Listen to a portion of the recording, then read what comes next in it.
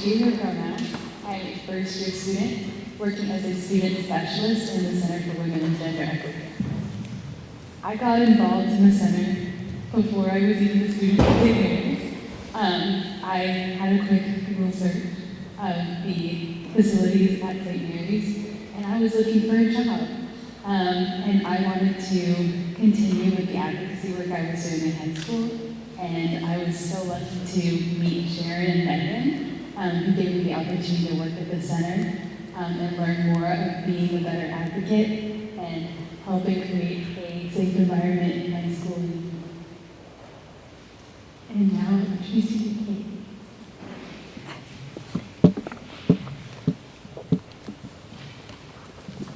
Hi everyone, my name is Kate Conti. I'm also a first year. I got involved with the Center for Women and Gender Equity last semester as a community engagement student, and this semester I had the privilege of being one of their spring interns.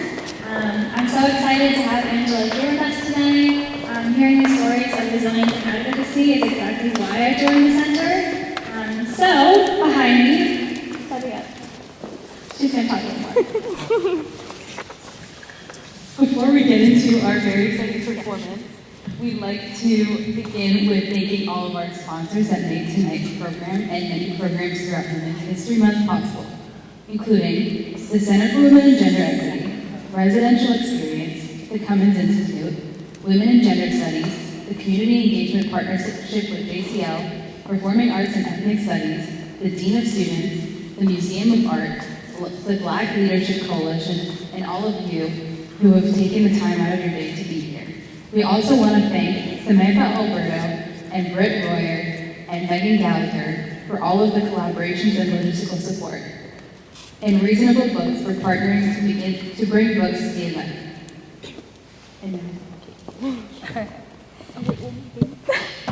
Sorry. Before we begin, we invite you to write questions on note cards and submit them to student volunteers who are walking around. I believe most of you might have note cards already. You can write questions on them, and we will collect them throughout the evening. Thank you. So, the two pieces that we have prepared for you today are Go Down to the Valley and Pray, which is a spiritual arranged by Andre Thomas, and the second one, Lift Every Voice and Sing, arranged by Derek Johnson and Alan Shea. This is Dr. Julie Ford, who will be leading this ensemble. Please enjoy.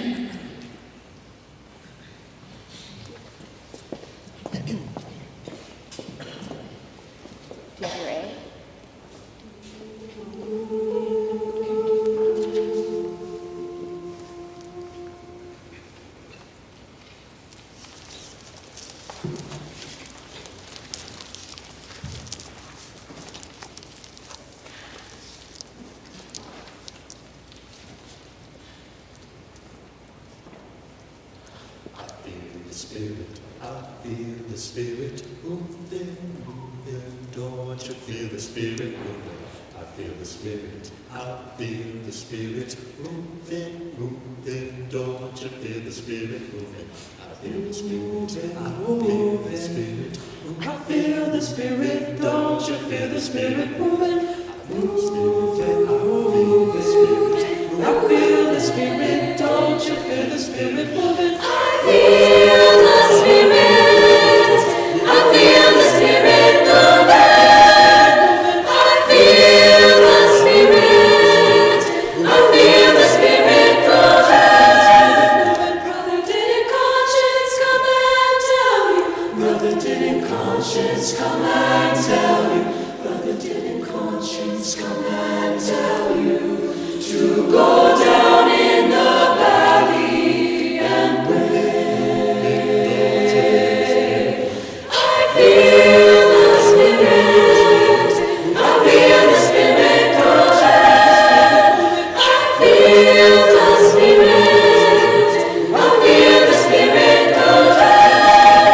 Sister, didn't conscience come and tell you? Sister, didn't conscience come and tell you? Sister, didn't conscience come and tell you to go down in the valley and pray? I feel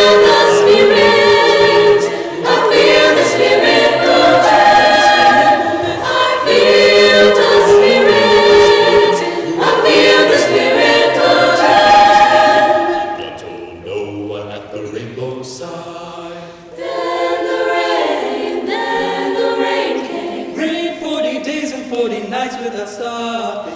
Then the rain came. He is not ashamed, he is not ashamed, he is not ashamed to honor my Lord.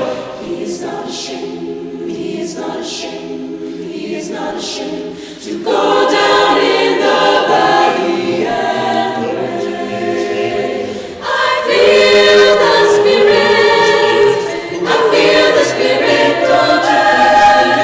I feel the Spirit, I feel the Spirit, don't you? Go down in the valley.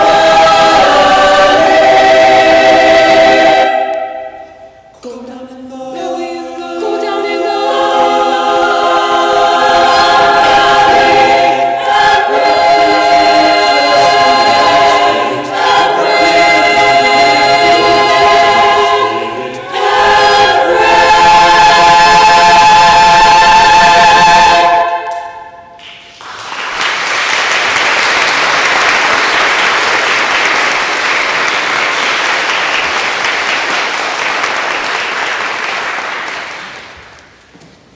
We'd like to invite you, if you are able, to stand for just a moment of focus and silence, and to help be part of this next piece, Lift Every Voice and Sing.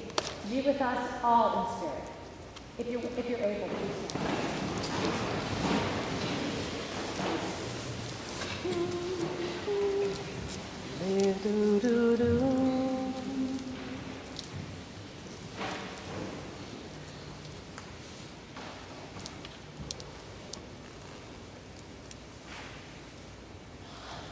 Lift every voice and sing till earth and heaven ring with the harmonies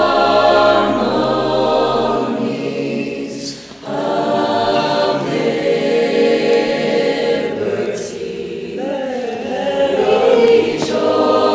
Rejoicing, rise high as the listening stars. Let it resound loud as the rolling sea.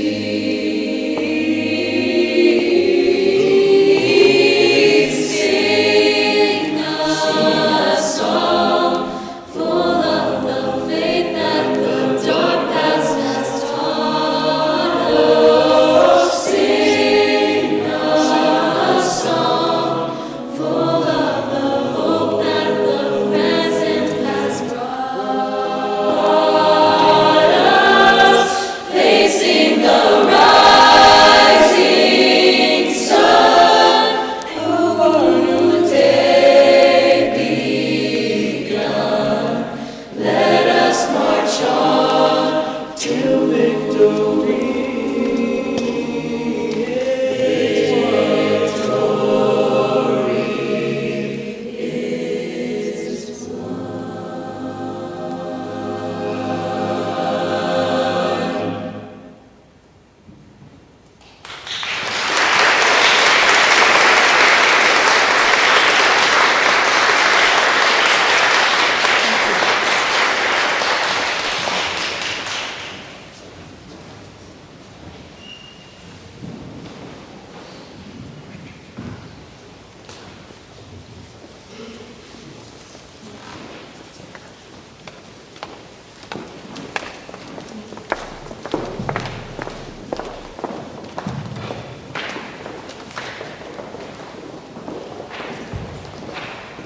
Can we get another applause for the Queen?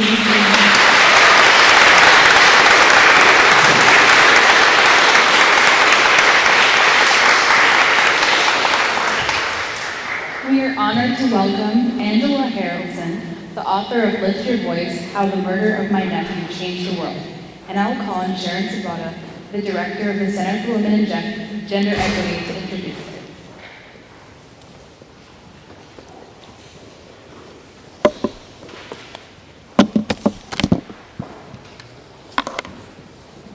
Hello, come on up here. Hello. And there's a microphone for you too.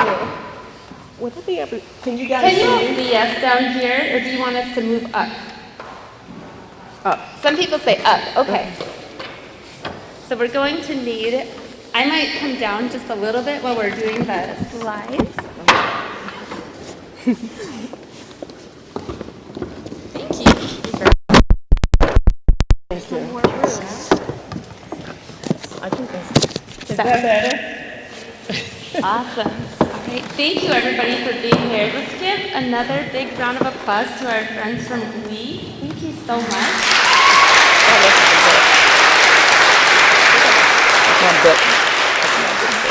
You can go get it. You got it. So tonight's program is the result of intention. It's about thinking holistically and intersectionally about gender, race, and other prongs of our identity. And we went through a discernment process with our Christian brothers and friends and colleagues in mission and ministry and across campus before ultimately deciding that this sacred space of the chapel was the right venue for this program. I want to just pause and give a round of applause for the support we got for that. So let's acknowledge that. So why are we here?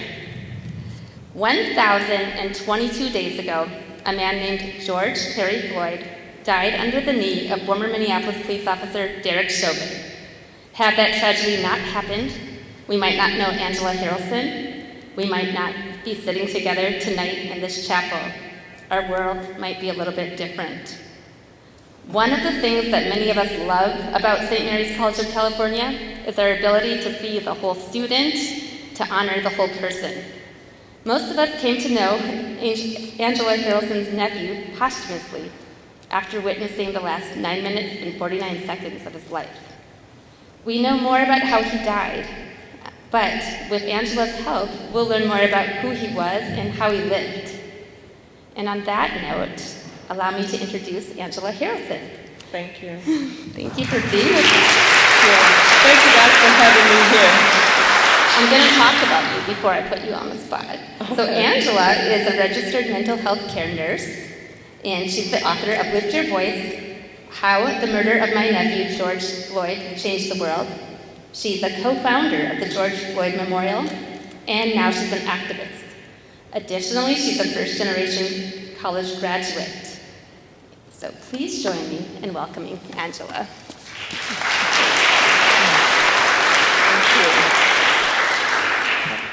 Let's talk about, let's give them a little preview. We brought you a few slides, right? Yes, we did. Because how many of you have been to George Floyd Square in Minneapolis? My daughters are raising their hand, and another person in the audience. Okay, well, you all haven't had a chance to be there. Angela will tell you about it, but we thought we would bring you a little bit of it. But before we get there, we have Sam Alberto at the slides, and she will give us, we'll start by giving us just a preview of George Floyd's life. Preview is not the correct word. So we came to know him in the last minutes of his life. We heard him saying, "I can't breathe." He said that, did you say 29 times? 28. 28 times. 28 times he said, "I can't breathe." 28 times. 28 times. And we saw lots of people. We always talk about bystander intervention in different forms at St. Mary's College. We saw lots of bystanders saying, "Hey, excuse me." They used the direct tactic. They said, "Please stop." They delegated. They called for help. And then they also documented. So we saw that, and there was ultimately some level of accountability, 22-year sentence for the officer. Yes. But we don't know very much about who George Perry Floyd was and how he lives. So tell us about him. Yeah. What you look at on this picture, this is George Floyd's mother, Sissy, and she's holding George Floyd.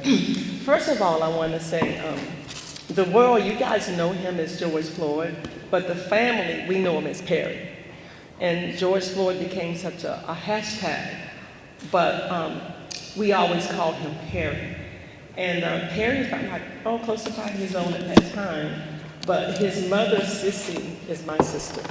And this picture actually was taken in North Carolina, where we grew up at. He was born and raised in North Carolina. A lot of people think it's Houston, but it's North Carolina.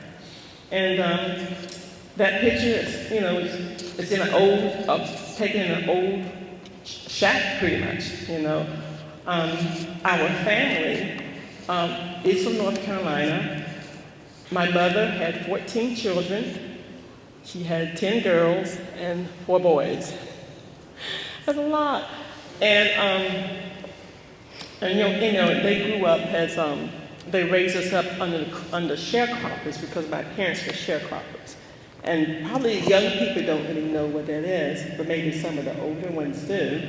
But basically, you live in a place, homestead or place, but you stay there as long as you worked in the fields. So, as long as we worked, we could stay in the house. So eventually, what my sister did, she was a single mom. Perry's father, he was named after his father, George Floyd Sr. And I'm not sure what year they migrated to Houston, so she ended up moving her family to Houston. At that time, she had 2 older daughters and Perry, so they migrated to Houston at that time. Okay, next slide. And this picture here, I didn't know Perry liked water because he couldn't swim like me. So anyway, his best friend, Alvin, and him went out, and they just had a great time fishing. And this was in Minneapolis, I think near Minnetonka somewhere.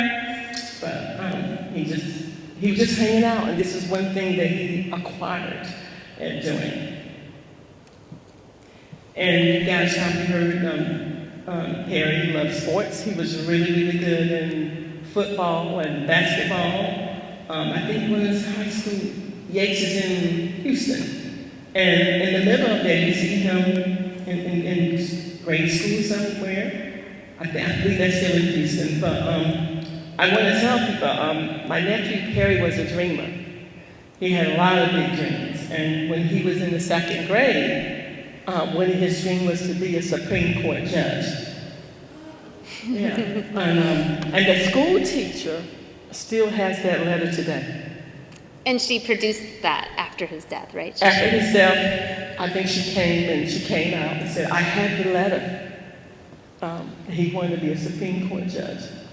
And one of the things you've shared is if maybe he had a guidance counselor or somebody or a mentor at school to take him under their wing. Yeah, because my sister raised me as she was a single parent, and the father wasn't around.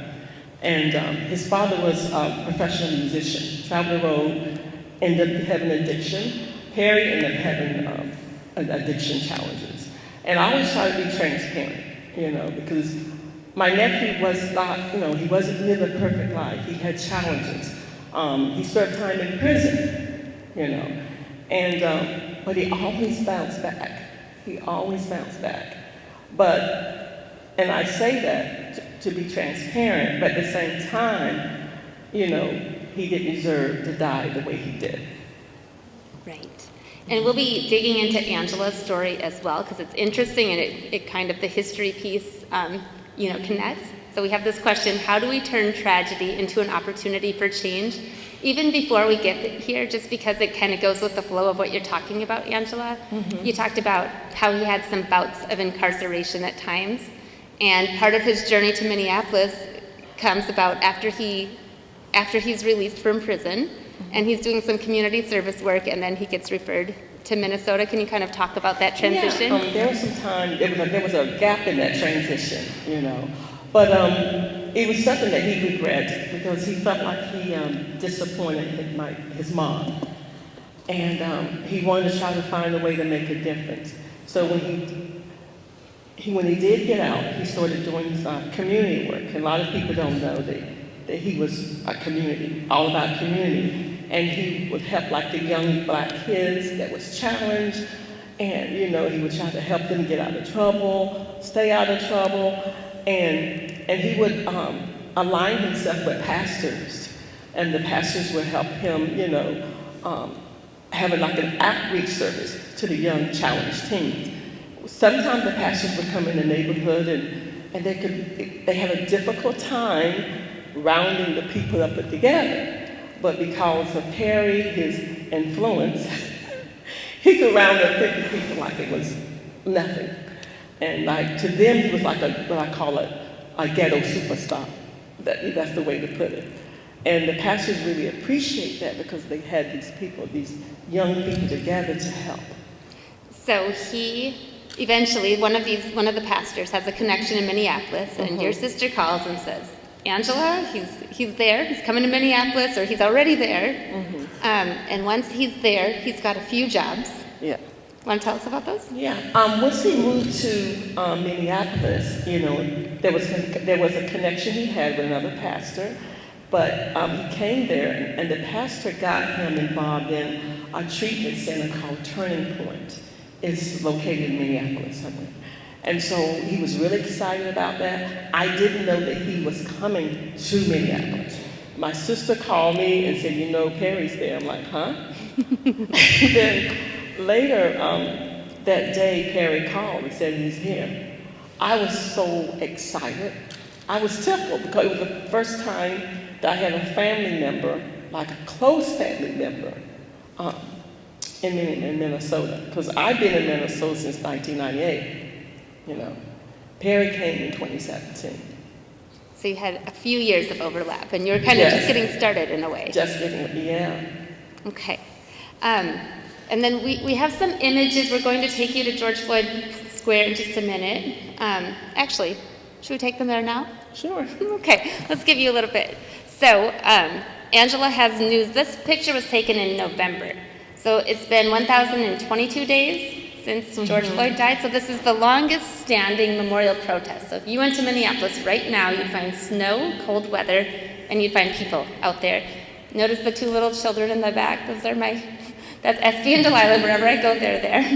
And then we have Kendrick White and Inez Wright's brother. Inez was a community member who was killed in this neighborhood.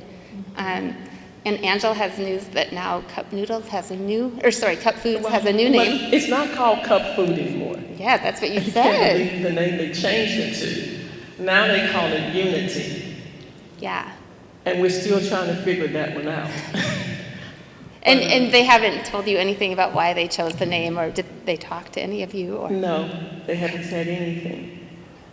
One of the things I've never asked you yet in all the times that we've talked is, did we ever hear, has the person who called the police ever, have you ever crossed paths with them, or any of the employees from Cup Foods? Yes. Okay. His name is Chris Martin. And he was 17 at the time, and he was black.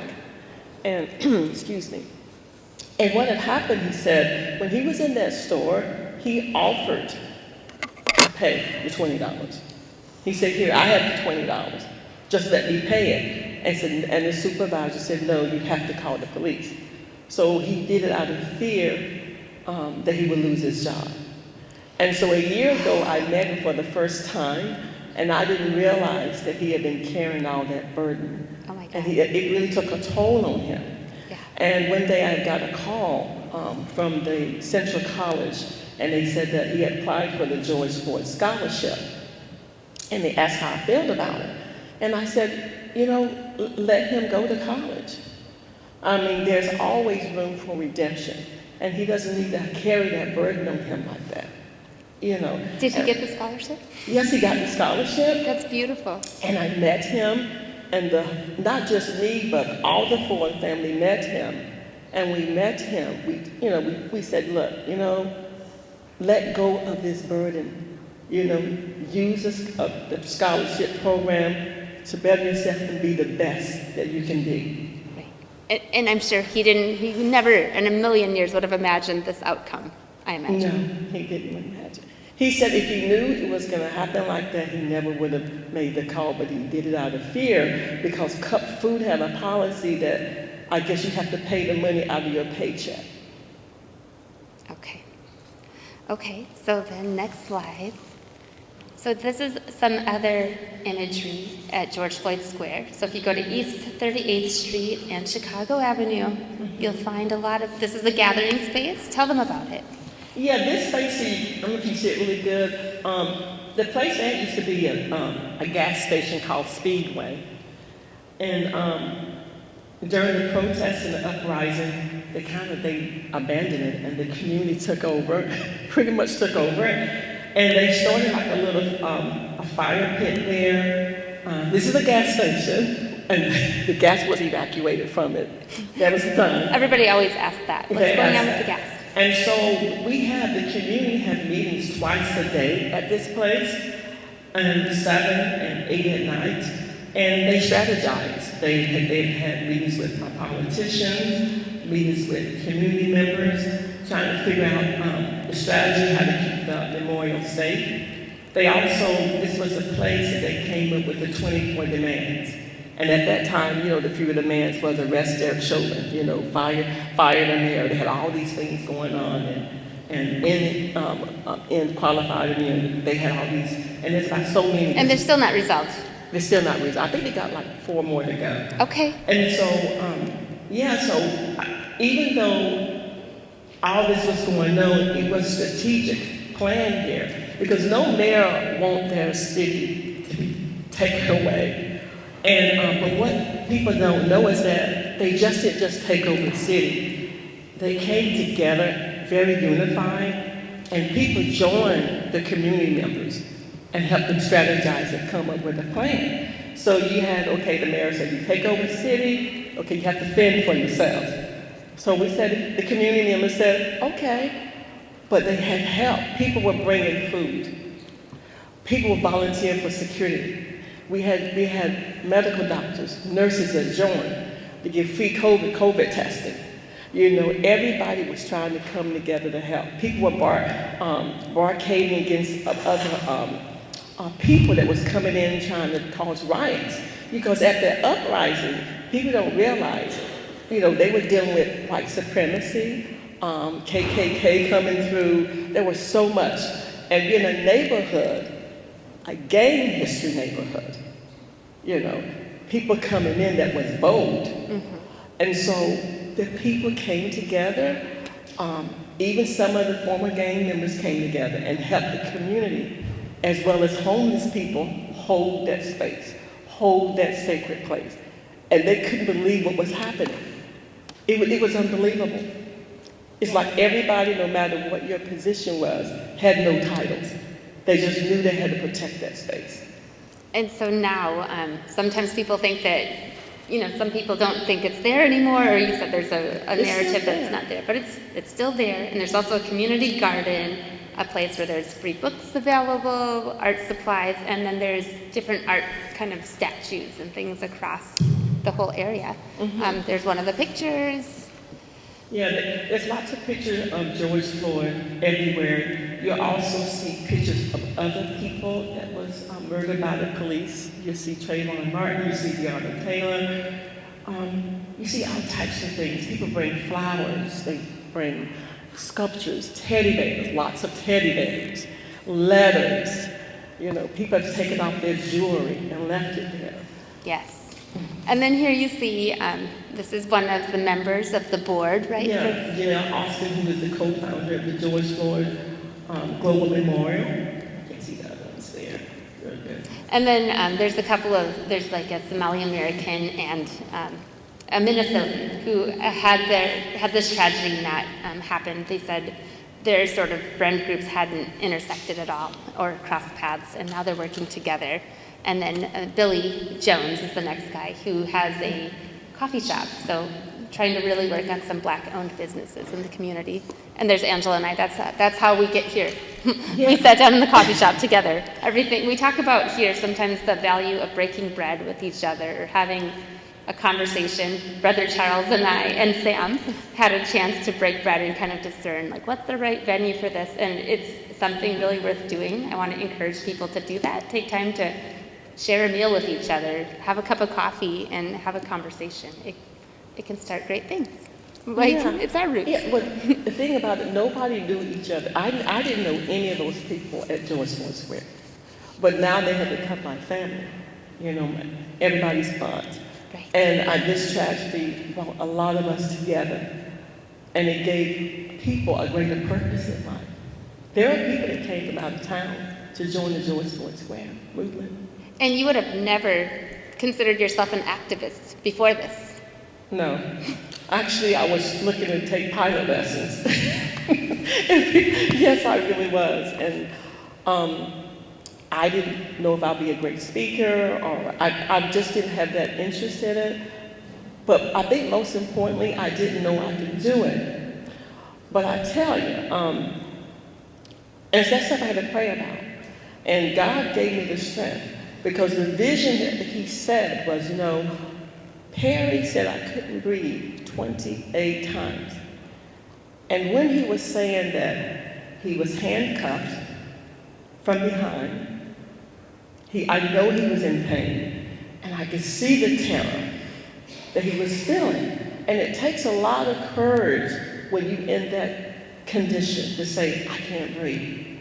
And so I kept, after I saw that, it kept going in my mind over and over again. But what God was trying to tell me, if Perry can use all his might to say, I can't breathe 28 times, then surely for you, I can give you the strength to get out there and be a voice for Him. And that's why I'm here today. And that's what I do when I do. It's beautiful. Thank you so much. Yeah.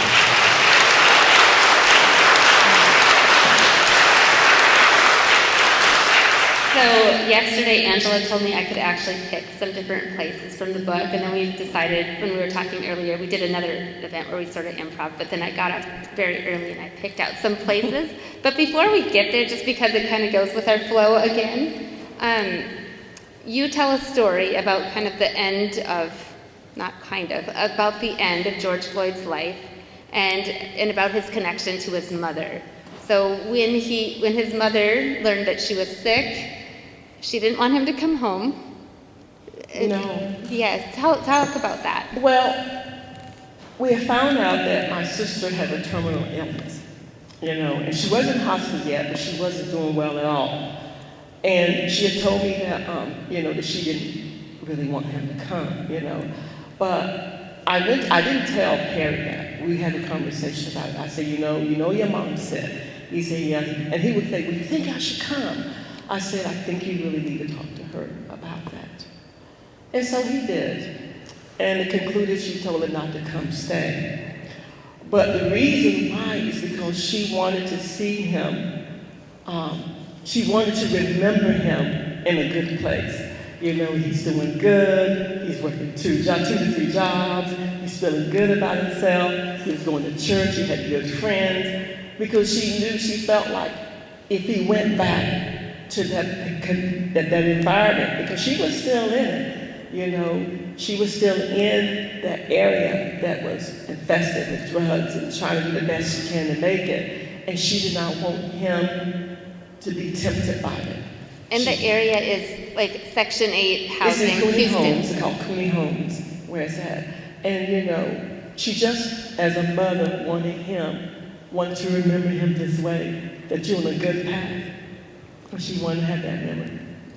And so he doesn't see her at all until she's deceased. Yes. And then in the end, he's calling for her. And you sort of have a way that you've been able to reframe it for yourself so that it's... I felt when he was saying mama towards the end, I believe spiritually he saw her. And I think she just said, come, it's okay. I couldn't see it, and I know no one else did see it either, but I think he could. I think in that spiritual transition, I think something happened beyond, and he was gone. And you said he's likely now watching from above. Yes. With his mother. His mother. And your great-grandfather. And my great-grandfather. Who was born into slavery. Yes. Talk a little bit about him. Yeah, my great-grandfather, Hillary Thomas Stewart Sr., he was born a slave. My grandfather said he didn't get his free papers until he was 8 years old. Can you imagine 8 years old getting free papers, they call them? Delilah's age. Yeah, and so... And what I imagine now, my grandfather, by the age he was 20, by the time he got 21, he worked so hard because they had 20 children. my great-grandfather. 20 children. Did you say 20? Yeah, 20 Okay, kids. 20 children. Yes, 20 kids was a lot. And so by the time he got 21, he had accumulated, with the help of his kids, over 500 acres of land. But because, unfortunately, he couldn't read and write, we lost all of that. So none of that was passed on to us. So we didn't have any of that. Okay. So I just want to check in to see, where are the note cards in the audience? Do people have them? Where did they end up? So there are note cards somewhere. So if anybody has a question, we would love for you to write it on the note cards, and then we can collect those as questions come up. And in the meantime, we'll keep talking, but we do want to make space for questions. It seems like there's a bit of a mystery for the note cards at the moment, but we've got a good team of people out there who will help us navigate with that. Looks like some of them are showing up. So I wondered if you would be willing to read a little bit of the first 2 pages as a little bit of your context, and then I picked out just a couple of selections. I can read a little bit. She likes to do bite-sized pieces. The world knows him as George Floyd, but in our family, we all call him Perry. That's because his father was known as George Perry Floyd Sr., and he was also known as Perry. So when his son came along, everybody called him Perry too. I'm 12 years older than Perry, and I first met him when he was 16. And he was around 4. Sometime his mother, my older sister, Marcia, Jones Floyd, whom we call Sissy, would fall on hard times financially. And she and her kids would come to stay with us.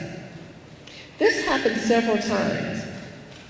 Perry was a sweet boy, full of energy, always running around, never with a shirt on. It was the South, it was hot. And he just liked to charge around. It was great for Perry, his siblings, and his mother to stay with us because they lived in an apartment where you're always cooped up. So Perry could enjoy himself with us out in the country. I love the next paragraph. Can you do one last one for us? Yeah. I'm telling you, he was just the sweetest little boy. We lived in an old raggedy shack out in the country with no running water, very little electricity, and an outhouse. It was surprising and humbling to see how easily Perry adapted to the more primitive conditions. He never minded using the outhouse and having to pump water for washing. Okay, so that's beautiful. And one of the things you talk about is that you were poor. Like, you didn't have a lot of things, and you were sometimes at the mercy of the people who you were sharecropping for, who were often not kind, and sometimes they were microaggressive, and sometimes they were blatantly racist, right? Yeah, they always had control over my parents. And because my parents only had like a 6th grade education, they didn't have the skills or the education to maneuver that.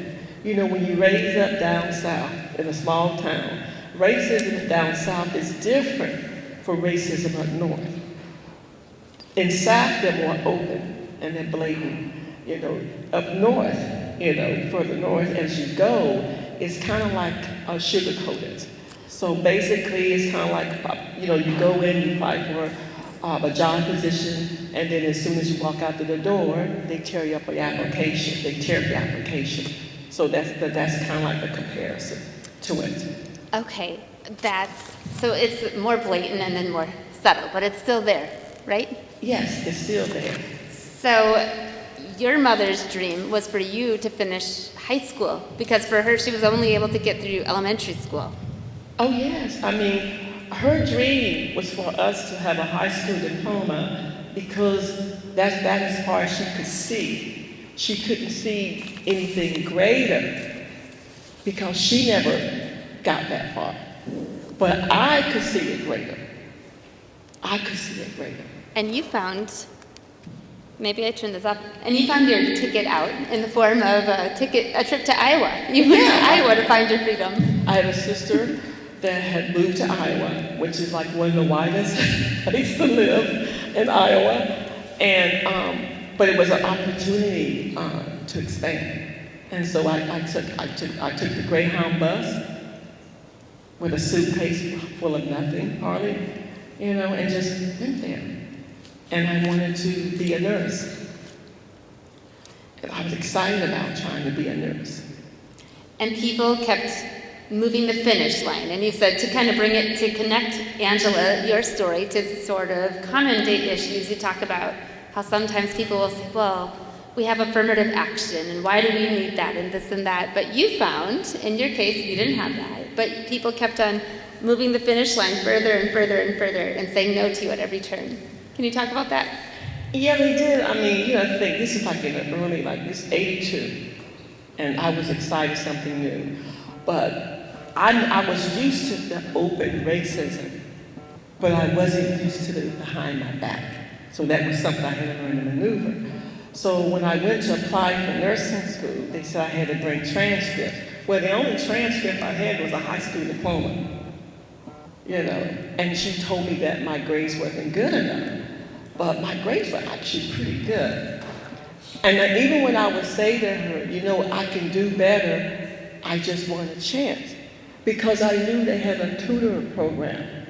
I could sign up with a tutor program that they had to help me, but she didn't want to hear that. So I didn't make it. She didn't accept it. And then you go into the next person, and they give you some notes. In fact, they just say, I'm racist. Yeah, so I said, well, maybe I need to try something different, And I thought about, I'm still trying to figure it all out.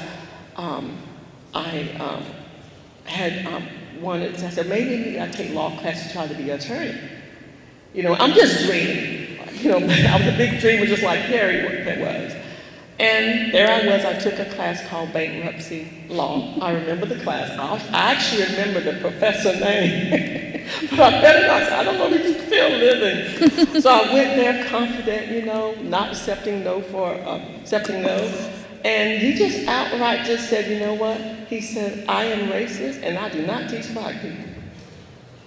Point blank.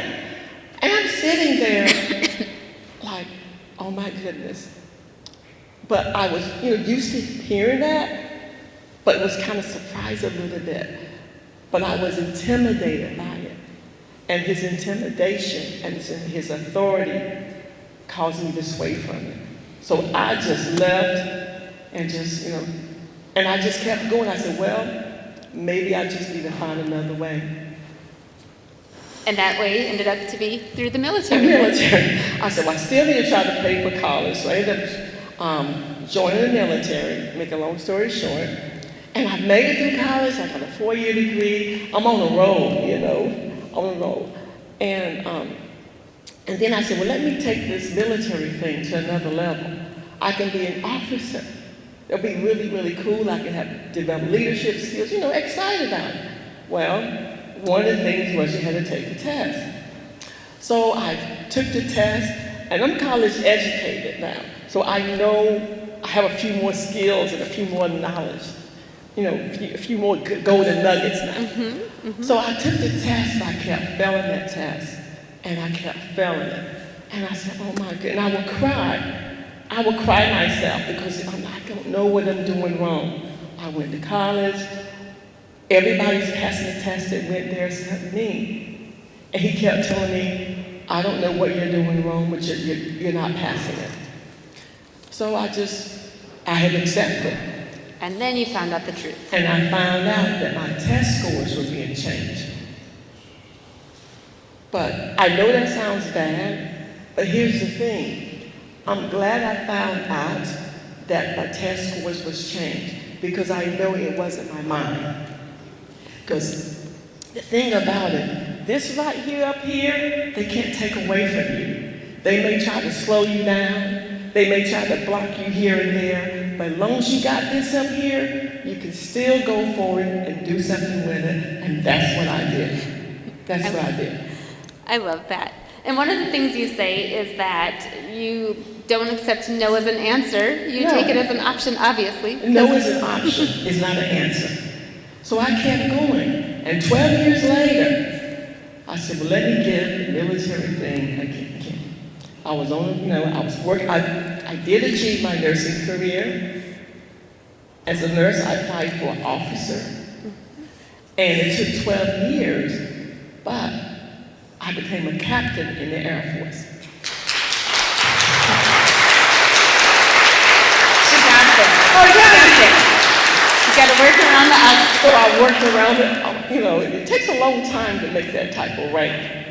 But when I signed and got my direct commission, then in less than 6 months, I got officer. I came in the first lieutenant, but they gave me captain 6 months later. Beautiful. So, you know. And then to kind of tie it into this current moment and also intersect your current line of work with in addition to being now an activist, an author, a public speaker, you continue to work as a mental health nurse. Oh, yes.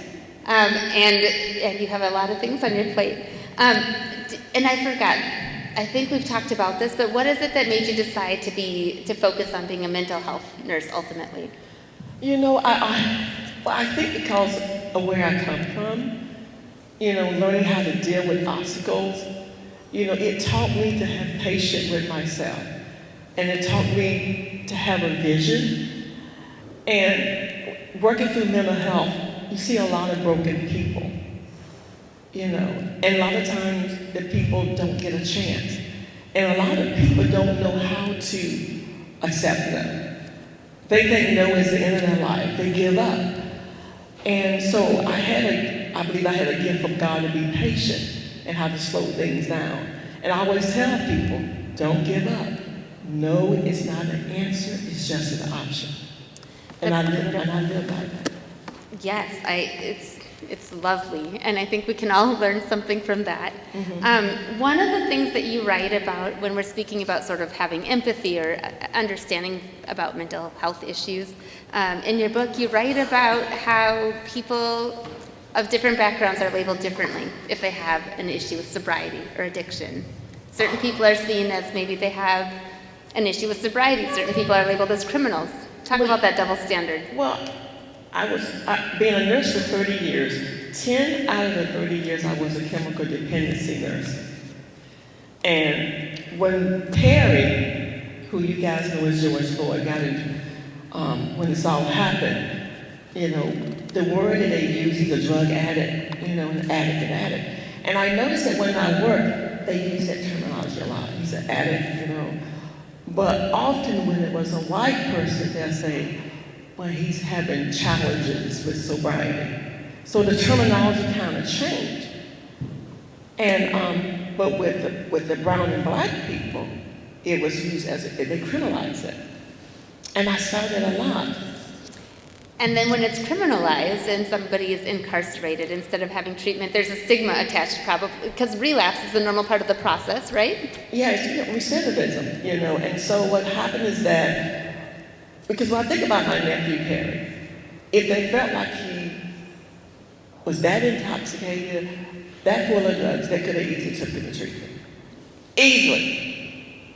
But they didn't. They wanted a rest. Their mind was made up. But, you know, working in CD, you know, they take a lot of white kids to treatment. You know what I'm saying, the difference. Yeah. And they get labeled. And then they get incarcerated.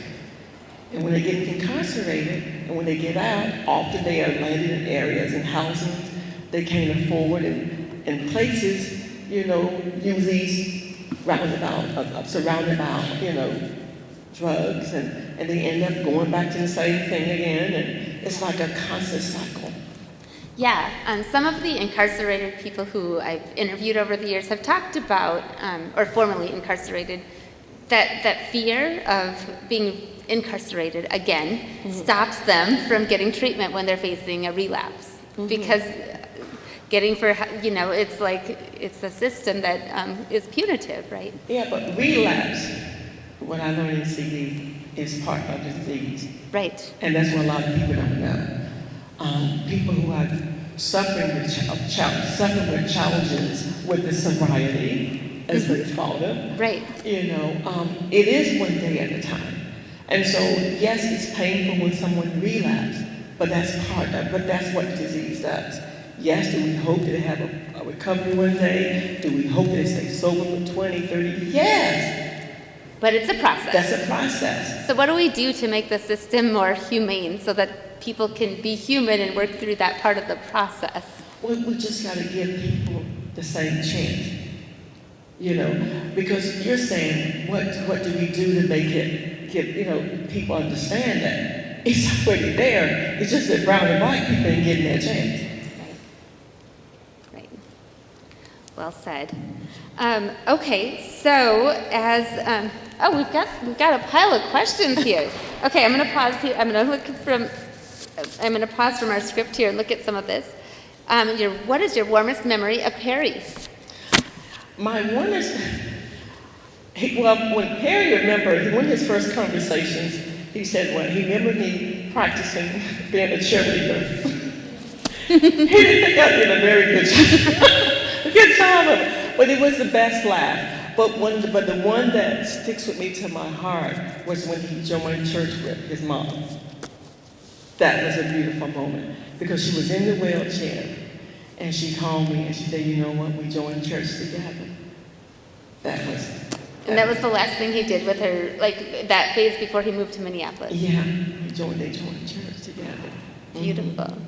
Another question. What was the biggest lie that the media told about George Floyd?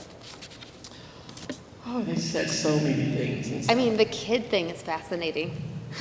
What you told me about all the 14 people. kids. Yes. They had 14 children. But that's not true. But that wasn't true. You know, they had to have a DNA test and end up being one child. Did everybody see? How many of you saw interviews with various people who claimed to be George Floyd's children? A couple people. One of the things that when he was still alive, George Floyd is not dead, but he is still alive. And there was someone trying to prove that George Floyd is still alive. Oh, wow. That was one. That was just insane. Wow. That's so conspiracy theorist or something. Yes. But in reality, George Floyd doesn't have 14 children, and you DNA tested it. And he has, tell us about the one child that he does have. Gianna's 9 years old. She lives in Houston and with her mom. And so she's doing good. She doesn't go to public school. She goes to private school. She goes to private school because things got too hectic after this case. Yes. Okay, let's see here. I'm just doing a quick read of this. Okay, being a follower of God and having faith, how does this help shape your perspective or your perception of people? You know, I still, being a follower of faith, I know that He's the one that has led everything. Because people say the 12 jurors convicted Mr. Chauvin. But I say the world is what convicted Derek Chauvin. Same way. Because of so many people who came together. Because so many people that came together. And there were people that came to stand in solidarity with my family from around the world. Languages that Lord knows I can't speak. The deaf and hard of hearing, their way of trying to tell me that they're sorry and they want to stand with my family. There were people in wheelchair chairs. There was people everywhere. And God, for the first time in my life, God showed me love. That type of love from around the world. Strangers. From strangers. People I didn't know, and they wanted to say, I care, and it was heartwarming. And that love became my nutrition to feed my strength. It became my nutrition to feed my strength to keep going to be here, and it overshadowed the darkness that happened to my nephew. And I needed to see that, and God allowed actually not just allowed me to see it, He allowed the world to see that what people can do when they come together for the good. I love that. And there's so many good questions here. I'm going to, let's see. There's one that kind of goes, okay, So, on that note, how should white people support the BLM movement without engaging in white saviorism? And what's the first step to becoming an activist? Okay, sorry about that. That's microphone dropping, Yeah, kind of. I thought I would drop something. What I tell my white brothers and sisters who I truly love, you know, to me, I say, what is your passion?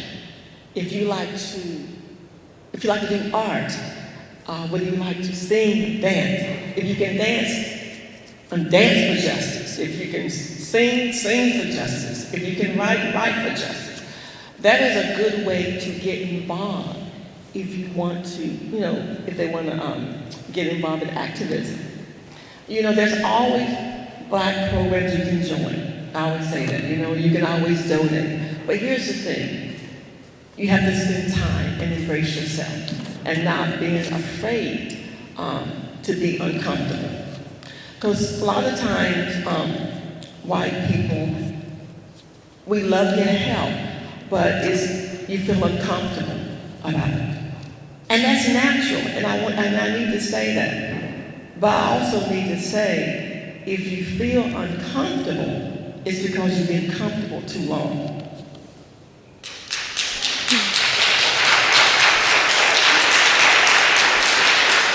And it's okay to feel that way, to get to the other side, to work with us, you know. And I think did I leave anything out? No, I think that's good. I mean, earlier today we spent some time talking with elementary school students about how they can kind of stand up for each other using direct interventions, delegating, and distraction techniques. Yeah, I think white people often fear using that word, white privilege. That's not a word that people are comfortable hearing because no one likes to think they have white privilege. Let's debunk it. Tell people what people mean and why it's not helpful for them to say, but I had it really rough too. Why? Well, the thing it's not about them. We as brown and Black people, and I'm saying, we're not saying that you don't work hard, that you don't earn for what you have. You earn your PhD. We are not saying that. We are just saying, even though you don't have your PhD or your wealth, you still have the privilege because you're white. Yes. You still, and I had a conversation with a lady, and she said, well, you know, she didn't understand. She said, well, you don't know, I am not, you know, I don't have the white privilege. And then finally I said, you know what, would you trade 30 days with me being a Black woman? She said, well, I said, no. I want you to trade 30 days being Black. She said, well, I said, well, slow yes is a no. I said, a slow yes is a no. But my point is, you know the privilege that comes being with that. But if you make yourself aware, okay, I know I have this privilege. I know I shouldn't have this privilege. But what are you going to do with it? So if you see something unfair, you see something that's not right, then use it to help someone. You could be saving someone's life. Right. And today, when we were talking with the elementary school students, we were using an excerpt in the book on page 20, for those of you who have it, where Angela's teachers mispronounced her name. So there's that incident, and there's also the bus incident where somebody stood up for you. Would you be willing to read either of those?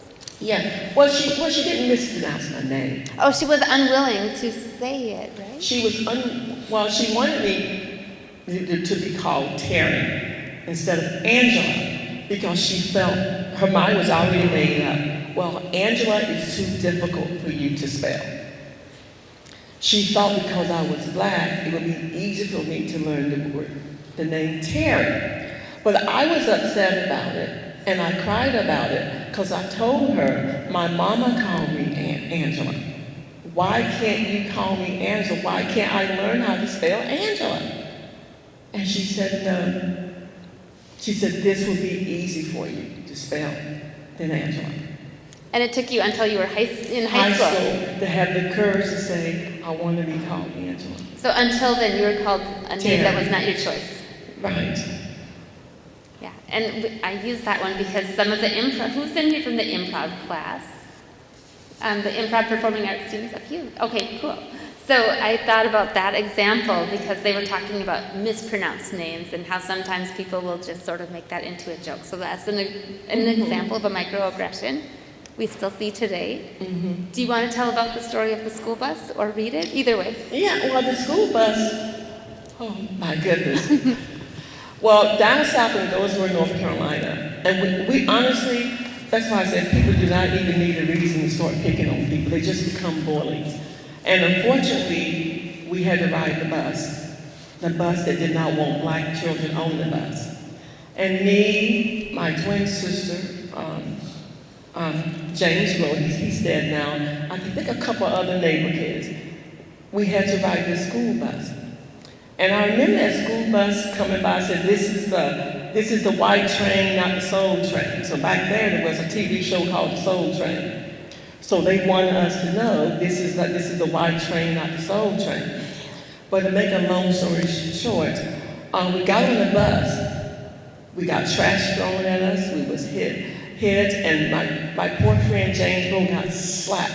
But what was happening, that bus driver would drive around the curves really, really fast so we could follow them because they would not allow us to sit down. We had to stand up. So you're standing and the white kids are sitting. Right. And, and so we were scared, and this went on for weeks. My mother sent out my father. He tried, and he went to the principal. The principal tried, but they were determined for us not to sit down. And the only way that we got to sit down and see, there was a little girl. I don't know her name, but one day we got back on that bus. My mother said we're going to get on the bus regardless, and we're going to fight if we had to. And she waited till we got on that bus. We got on the bus scared. I said, oh my goodness. But you guess what? They started putting they would put their foot in the seats, spread them out so we couldn't sit down. But there was a little girl, and she was a white little girl. She was white. And she said, my mama said that's not right. Not to let them sit down. I mean, she yelled at. And you know what? They moved their feet. So the power of ally voices. Yeah. That's the way to use your privilege, right? Yeah. Speak up for people who don't have it. Yeah, but here's the whole thing. She was young. Didn't have much wisdom. But she was taught right from wrong. And she had to be taught that. And I compare that sometimes to the police officers who minds got paralyzed. Their experience, even the rookies. Right. But even though they was rookies, they're first responders. And they were paralyzed. And they were unable and unwilling to use their voice. And I often think about that.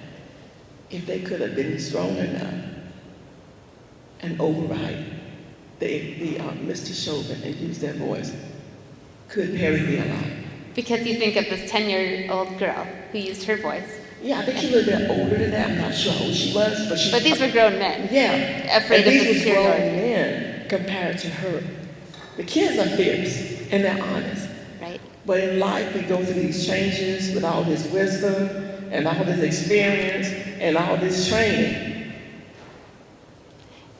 Yeah. And we can't do the right thing. Yeah. And the police culture, of that mentality they have, being in control. And as we've talked, I've never asked you, have you been involved with any of the trials of the men who were present but did not intervene? Or? Yes, I've been to some, because I live in Minneapolis, so I've been to most of them with Mr. Chauvin and some of them with the rest. The last two, there was one, I think the last one, I can't remember his name, it wasn't a jury, it was done by the judge of decision, because it's got down to the last one. But I did go to most of them. And then do we know the outcomes of all of those? Yeah, they all were, ended up being found guilty of all. Okay, so they're all currently serving time. Serving time. Okay, and before we go, why don't we, as long as we're in the courtroom, let's talk about Derek Chauvin a little bit. You said only one family member was allowed in the courtroom at a time. Yes.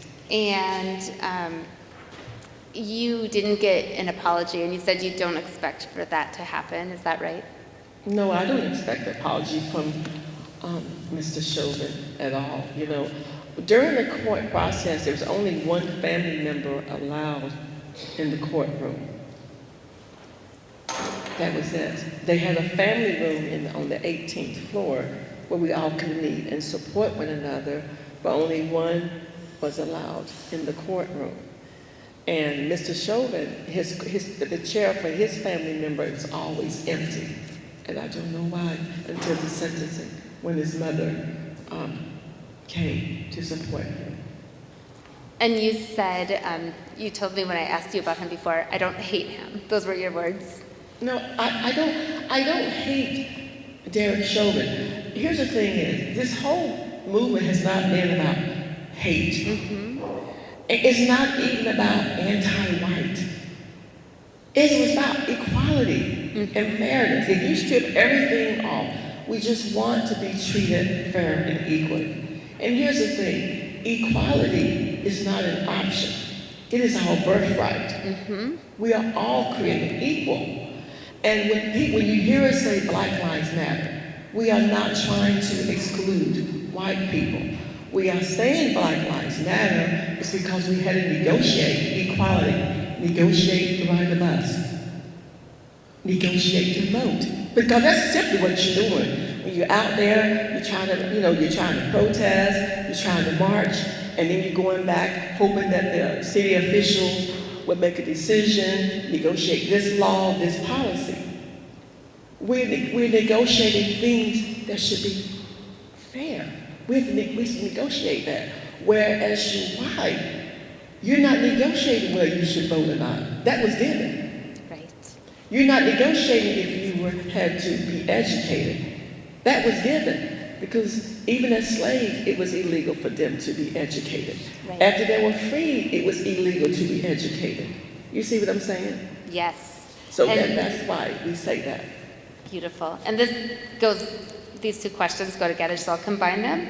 So we know there's a lot of backlash about critical race theory, which is sometimes, if we think about it, it boils down to telling history in its complete form, in its totality.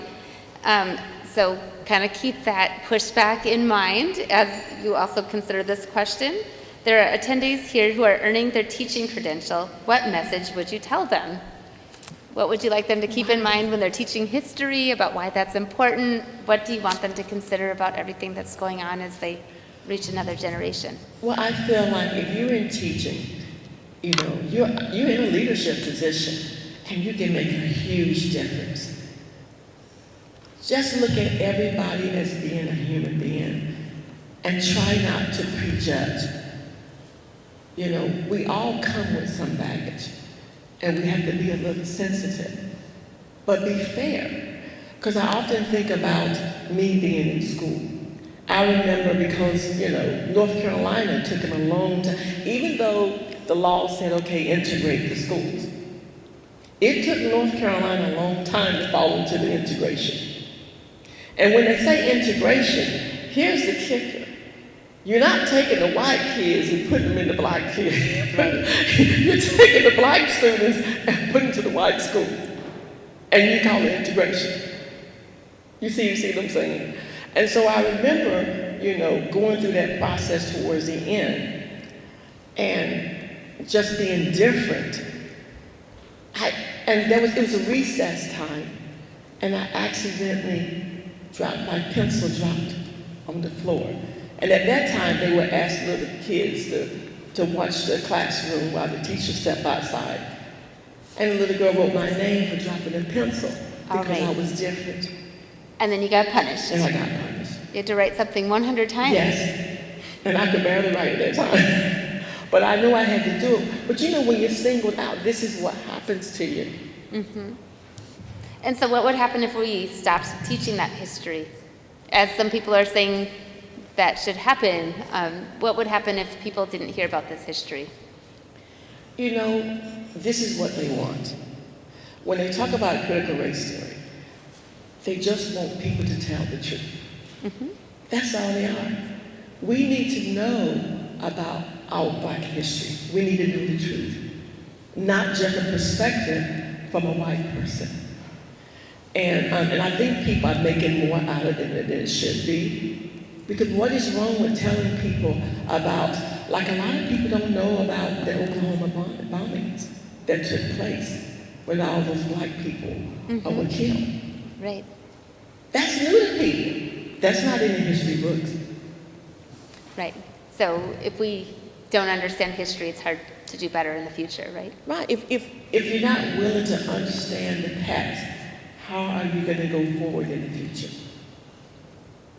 But white supremacy does not want that. Yes. So I'm going to give you these last two questions as a package, and you can address them in either order or even together. They're related. So one is, do you feel that something so harsh had to be the starting point for racial injustice and police brutality to be seen? The second is, based on all that has happened to you and your family, how hard is it not to see everyone through the lenses of cruelty? Give me the first question first. Okay, sure.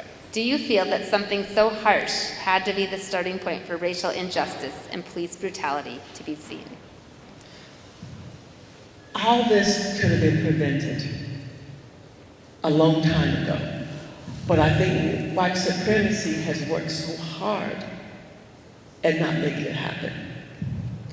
You know, and I always talk about, go back to these little laws, you know, the slave codes, because a lot of people don't know and they want to talk about, that's why we need Black history more and talk about critical race theory.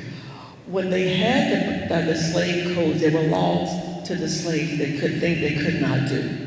They could not be educated. They could not migrate together without a white person over them, overseeing them. When they were freed as slaves, they had what you call Black codes. You can't, it's illegal to teach a person to be educated. And they actually, there are some states, if that did happen, they could go to prison for that. Like harsh sentences. Then as you keep going further, this is what white supremacy is doing. Then now as they got into the 60s and 70s, they just cannot stop. Then they call it Jim Crow's laws. That's about separation but equal. Well, okay, you know, if they want to be free in that, well, let the Blacks ride over here and sit in the back, and we're over here. You see what I'm saying? Now, in the 21st century, we call it systemic racism. White supremacy still can't help themselves. I always say that. They want that control because there's an economic and a privileged opportunity to that. And I'm trying to think, is there going to be digital racism next? No. Sanitizing the language, right? Yeah, and so all these things can be prevented, but because they refuse to allow fairness and equality to happen, that's when something harsh happens. If you keep perfecting a bad habit for so long, nothing positive is going to come out of it. Derek Chauvin had 18 fractions against him that was overlooked by the police union. And the historical piece, of course, is that policing is rooted in times of slavery, right? Yeah, because of, you know, I believe, according to some of the history that I was reading, that it was rooted because of the slave patrols, the runaway slaves. That's why I'm talking about in the book about runaway slaves. You know, they started this type of police. It wasn't called police then, it was called slave patrols. And the main purpose was to go catch the runaway slave, dead or alive, whatever they needed to do. And that attitude, that mentality of policing just continued to carry over. Different uniform, different name, but that mentality is that when someone looks different, brown and black, gets weaponized. Right. Yes. And I think you actually sort of answered this question as I'm reflecting and listening to you. I think you answered it by saying you look at everything through the lens of love. But this question again was, based on all that's happened to you and your family, how hard is it not to see everyone through the lenses of cruelty? Well, here's the thing is, I never, even though as much as my family has went through, my mother never taught about hate. And here's the whole thing, when you're black and brown, you have to, when you have these things happen to you, you don't have that resiliency or that option to do this or that. You have to go. You have to go forward. But you can't go forward with hate. You can't, because you become your own prisoner. And so I'm not saying I don't have pain. I'm not saying I don't get frustrated. But what I am saying, because of the man I serve above, I can't do that. You shall always leave room for redemption. I truly believe that. There shall always be room for redemption. I truly believe that. Because our Father has it for us. That's beautiful. And I know we're getting close on time. 8:30 is coming quickly. By the way, so if you pick up Angela's book, there is a very rich backstory of hers in here that you'll learn about her family's backstory, the story of her grandfather, mother, and then the last chapter of the book is about how can we teach our children to be anti-racist. So I picked out one more paragraph or two, whichever you feel like reading, on page 177, and I wondered if you could read a paragraph or two about how we can go out in the world and be anti-racist, and then we'll have a couple closing words, and we'll call it a happy night. Thank you, everybody, for being here. Yeah, let's see what paragraph you want to read. The hardest thing, do you see the one that starts? Yes. Okay. The hardest thing about becoming anti-racist, especially if you shrink from confrontation, is facing people in the social sphere here and educating them regarding racial justice. You need to be ready to object to any racial pejorative or joke on the spot, telling people, even people you love, like your kids, your siblings, and your parents, that mocking black people with labels and equips is unacceptable. And why? You'd be accused of not having a sense of humor. But you can reply, I have a great sense of humor. I just prefer jokes that aren't meant to be funny to everyone. Beautiful. And you also say to be ready for the what about isms, where people are pushing back and saying, what about this, what about that? Well, like I was saying that thing about like affirmative action, my story about that. And that wasn't recent. He said, well, this is in North Dakota. He said, we have done something. We had affirmative action for black people, and, we have tried to give them a fair chance. And I said, well, can you explain that to me? And he said, well, there was a company who worked for 300 to 500 people, and they had to hire a black person in that position.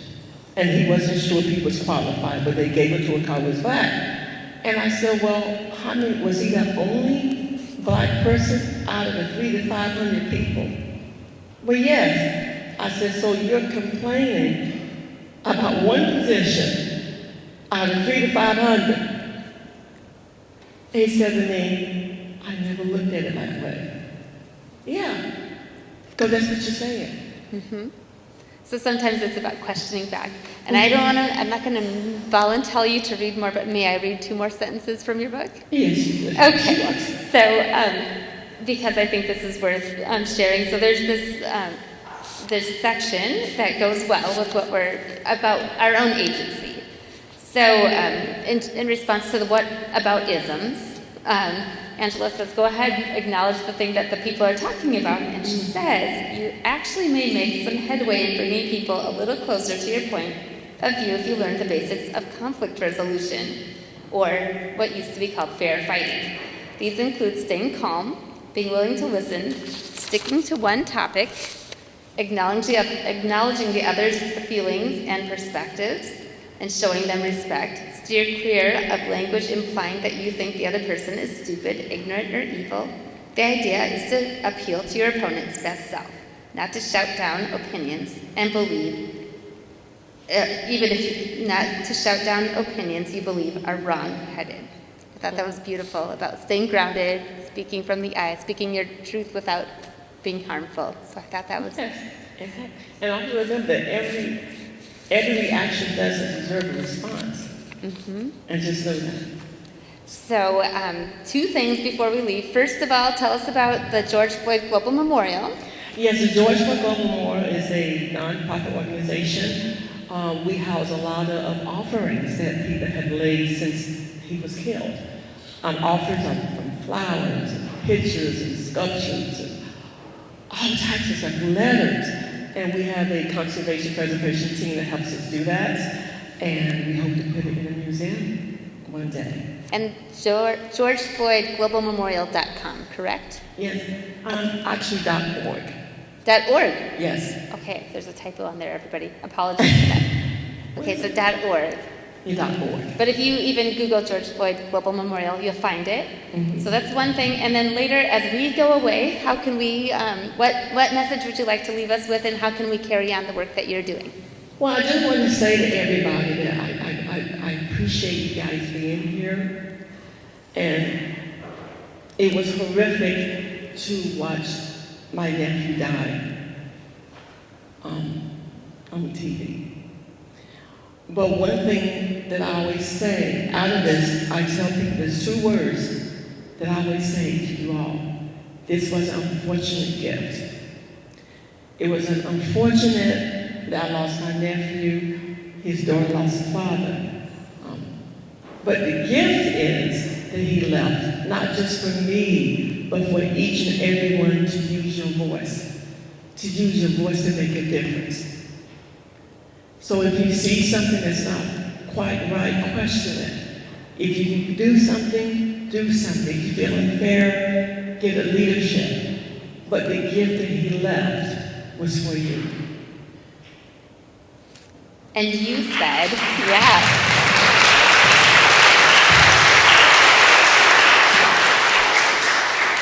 And you said, when I asked you, if you think one day there will be a day when black and brown people aren't being killed by police anymore, you said yes. Yes, I do. I mean, I know it feels like when you turn around, there's another police killing. But here's the thing. We're seeing a lot now that we think is a whole lot because of what? The videos and the cameras. What about all the things that's happening, killings, that we don't know about with the videos and the cameras? A lot of people are crying out for this great. The change is here, is whether or not you want to be a part of the change. Right. So it just is being revealed. The problem is being revealed in a more blatant way, perhaps. Yes, it's being revealed. And the goal is being revealed. People are doing things, and there are people working really, really hard. And sometimes that's overshadowed, but there are a lot of changes being made. You see, the whole point of this is to not 100 years from now saying Black Lives Matter. It's really not. You know, the thing is when we can do what we can do to change this and help this. We're doing this because one day we don't need to say, I don't have to say Black Lives Matter. And when we don't have to say that, that is when we know we have arrived. Perfect. No. Okay. And everybody, please stay. I'm going to, let's give Angela a really warm round of applause. Don't leave anybody. I'm going to ask my student photographer. Can you come up with your camera? I would love to get one picture of everybody here with Angela. So we're going to put the photographer right here and Angela right here. Oh, sure. And there are books. Are there still books in the museum? Okay, sorry. So the books are available at Reasonable Books in Lafayette. There's many books. They did a special order. So if you were inspired and you didn't get a chance to get a book, it's an independent bookstore, and they support many of our events, so I recommend getting a copy from there. So let's see. Can I get the photographer up to the front, and I'll have, I guess we'll come down here.